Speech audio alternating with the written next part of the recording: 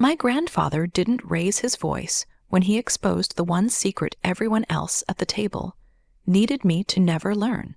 He simply set down his fork, opened his laptop, and asked Ellen, "Did you get the email about your trust fund?" The first 10 seconds were a blur of clattering silverware and stunned breathing. My mother froze, my sister stared at her plate, and I felt something inside me tilt like the floor had shifted because I didn't even know I had a trust fund. And what my grandfather showed me next didn't just change dinner, it changed the story of my entire life. My name is Ellen Hale, and for most of my life, I thought being the quiet one made everything easier. When you grow up in a house where your sister's victories are displayed like trophies and your own needs are treated like background noise, you learn to shrink yourself down. You learn to speak softly, to take up less space to survive by not asking for too much. My mother used to say, "Don't make things complicated, Ellen." In the same tone, other parents used to say good night. I believed her for years. That's why sitting at my grandfather's Thanksgiving table, hearing the words trust fund felt like someone had reached back into my childhood and snapped every memory in half. Trust fund mine. It was ridiculous. I grew up counting every dollar, working weekends at the grocery store, sewing up the sleeves of thrift store sweaters, asking my mom if we had anything saved for college, only to hear the same answer: "We're doing our best.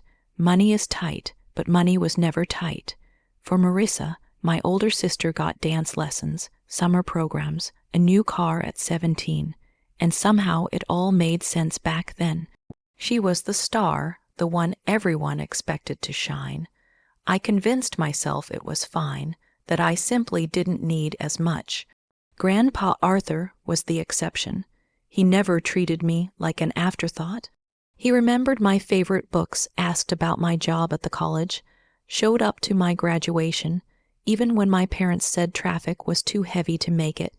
But even he had never said a word about a trust fund, not once. So when he asked that question across the dinner table, I wasn't just confused, I was embarrassed. The kind of embarrassment that curls up behind your ribs and whispers that maybe you're the only one at the table who doesn't understand the joke. My mother's face didn't help. She didn't look at me. She looked at Grandpa Sharp in warning, as if willing him to shut the laptop before I saw anything else. My father kept cutting his turkey, even though no one was eating, and my sister lifted her glass to her lips, but didn't drink. Every tiny movement felt rehearsed, coordinated, as if they all knew something I didn't. And maybe they did, because the truth hit me before the laptop even turned all the way around. Someone in that room had been making decisions about my finances, my opportunities, my future. Someone had been rewriting the story of my life while I was busy trying not to cause trouble. And if I was right, then this wasn't just a misunderstanding. It was 10 years of silence built on top of one very deliberate lie. Grandpa didn't rush when he turned the laptop toward me. His fingers moved slowly, deliberately, like he wanted to give everyone at the table a chance to stop him if they dared.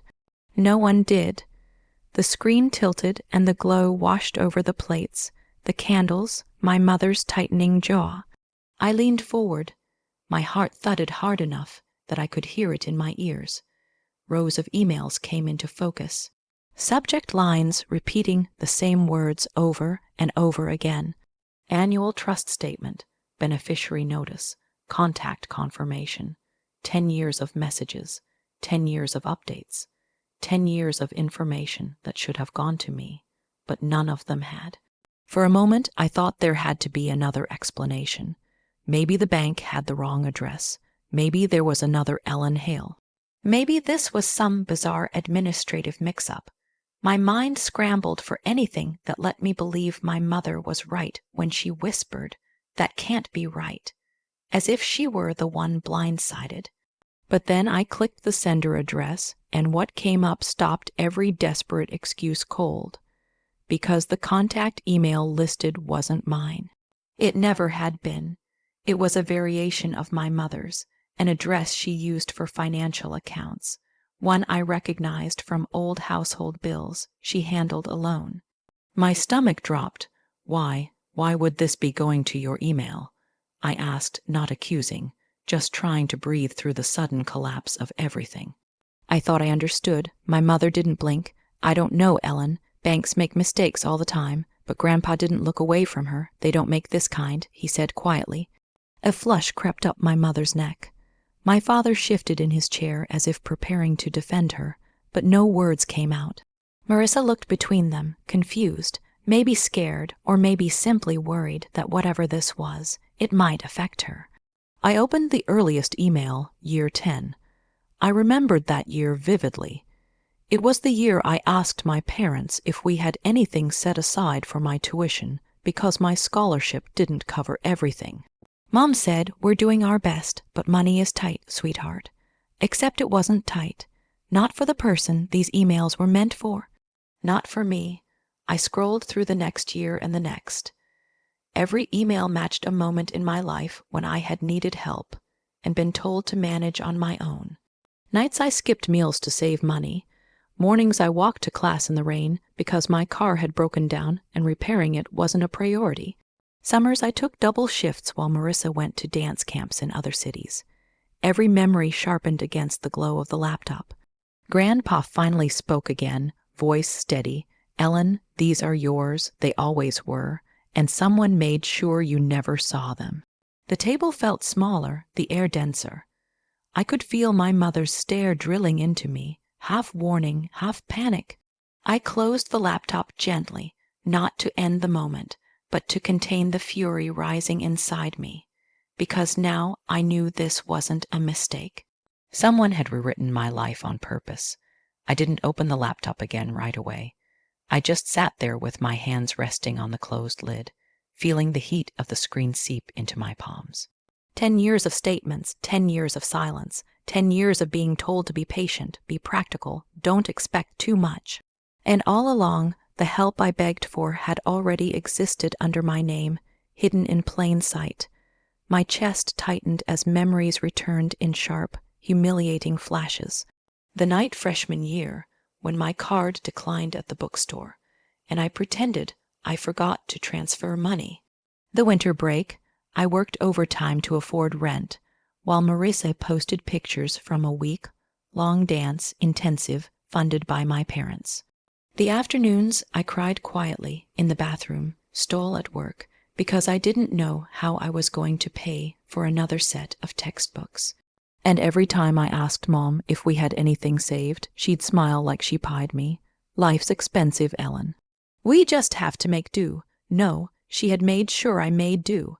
Across the table, Mom finally straightened her back, trying to regain control.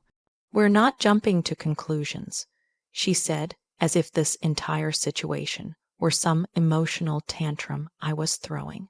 "Ellen doesn't know how these things work. Finances are complicated." The words stung more than they should have. I'd heard that tone my whole life. Condescending, dismissive, the way someone talks to a child who keeps wandering where they don't belong. But Grandpa wasn't having it. "Elaine," he said slowly, "explain why her address was replaced with yours." Her eyes flicked toward my father, quick and sharp, like she was signaling him to intervene. He shifted but didn't speak, so she tried again. "I managed the household paperwork. If something needed updating, I probably handled it by mistake. A mistake. For 10 years, year after year, statement after statement, every email routed to her inbox. Someone might believe that, but not me. Not anymore." I stood up, pushing my chair back a few inches. The legs scraped the hardwood floor, slicing through the silence. "If it was a mistake," I said quietly, "then why was I the only one in this family who didn't know I had a trust fund? Why did I struggle while Marissa—" "Don't drag your sister into this." Mom snapped, her voice breaking for the first time. Marissa shrank into herself, eyes wide. I kept my voice calm. "I'm not dragging her into anything. I'm just asking why someone made sure I never knew what was mine." For the first time all evening, my mother had no quick answer. Her mouth opened, then closed, Her fingers curled around her napkin so tight the fabric wrinkled. Grandpa leaned forward.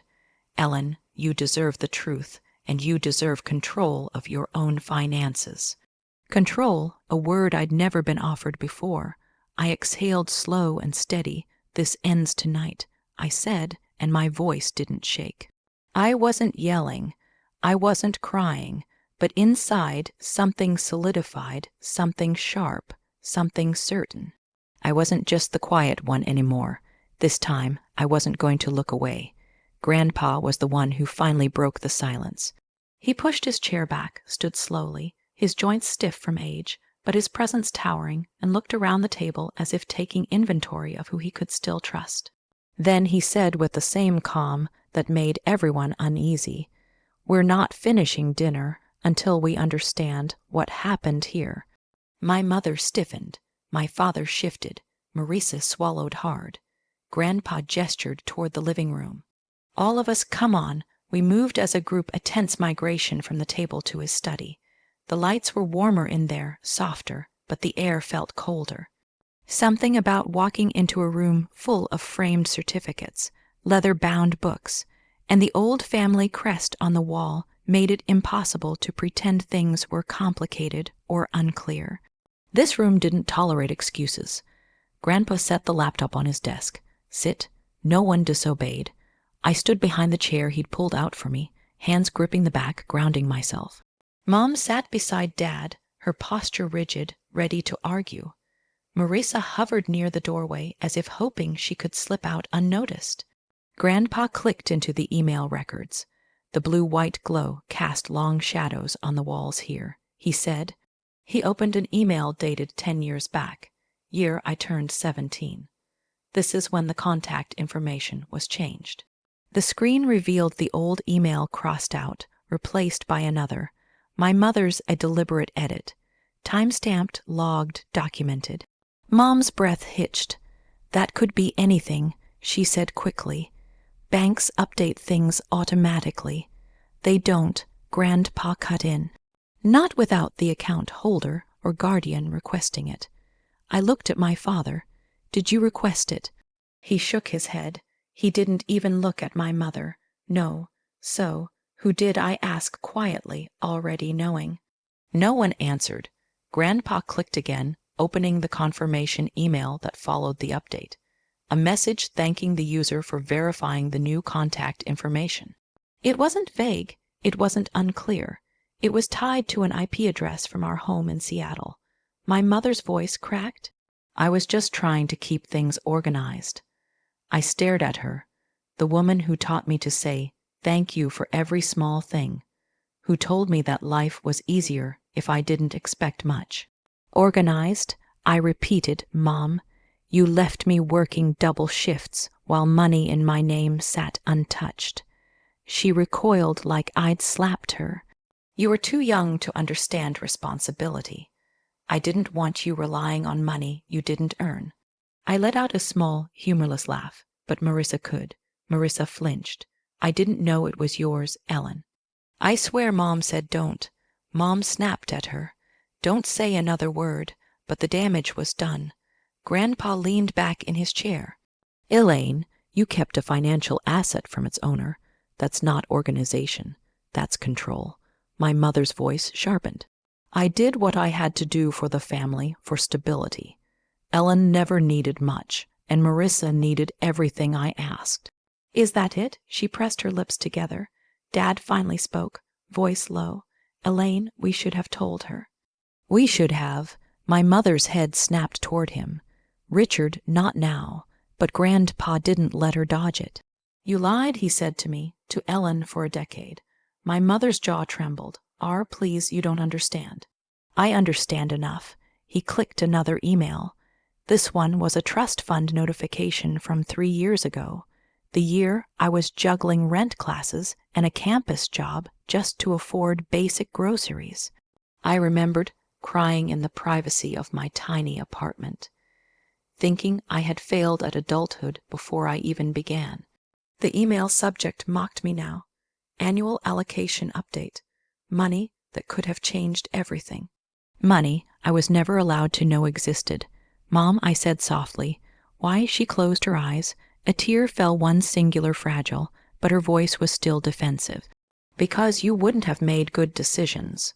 You were always sensitive, easily overwhelmed. I needed to protect you from wasting it. My breath caught. Protect me. Yes, she insisted. And if you'd known about the trust, you would have gone off on your own too fast. You would have left us. The truth settled heavy between us. She didn't hide the money because I was irresponsible. She hid it because she was afraid I'd grow up without her permission. That wasn't your decision to make, I whispered. My mother shook her head, refusing the truth, even as it stood in front of her undeniable. Everything I did was for this family. Grandpa's voice tightened. Then, why did you only do it to Ellen? Why didn't you redirect Marissa's trust fund emails? The question punched a hole straight through every excuse she had built. She had no answer. The room was silent except for Grandpa's steady breathing. Then he turned to me. Ellen, you should have access to everything now. Full control. If you want, I can call the bank representative tonight. I nodded. Yes, I want that. Mom's head snapped up.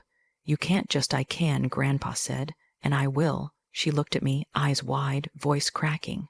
Ellen, please, we can handle this privately. No, I said for once this doesn't get handled in the dark. My mother stood abruptly, but her knees wobbled. She reached out to the desk for support.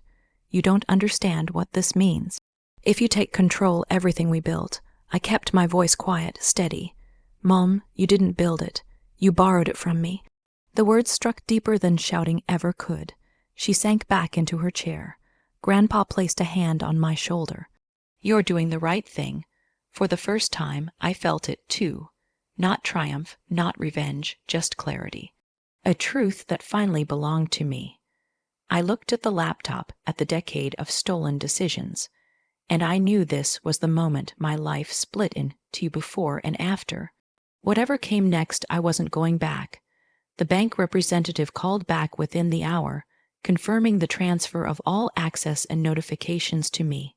Hearing my own name, my actual email listed as the rightful contact, felt strangely unreal. Like stepping into a life I should have lived years ago. Grandpa squeezed my hand, proud but quiet, letting the moment be mine. My mother stayed seated, shoulders curled inward, not arguing any more. My father finally met my eyes, guilt softening something that had been rigid for years. Marissa whispered a small apology as she passed me on her way out. Later in the calm, after everyone left, I sat alone in Grandpa's study, scrolling through the newly restored notifications. 10 years of what-ifs, 10 years of choices stolen. But now, finally, I had control of the fund of my future of the story they tried to write without me. I walked out of Grandpa's house with nothing but a coat and a decade's worth of clarity. For the first time, my future belonged to me, not the people who feared I'd claim it. If this story hits something in you, share your experience below and subscribe for the next chapter.